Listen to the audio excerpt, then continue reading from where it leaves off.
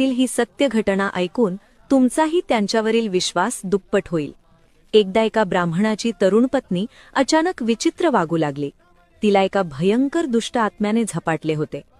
ती भयानक आवाज काढत असे आणि 10 पुरुषांनाही आवरणार नाही एवढी ताकद तिच्यात आली होती. सर्व मांत्रिक आणि तांत्रिकांनी हात टेकले होते.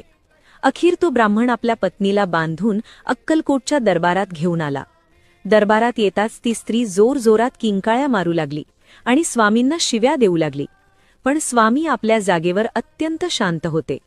त्यांनी आपल्या हातातील दंड जमिनीवर आपटला आणि त्या स्त्रीच्या डोळ्यात भेदक नजरेने पाहिले. अरे दुष्ट चांडाळा, माझ्यासमोरून चालता हो, अशी सिंह गर्जना स्वामींनी केली.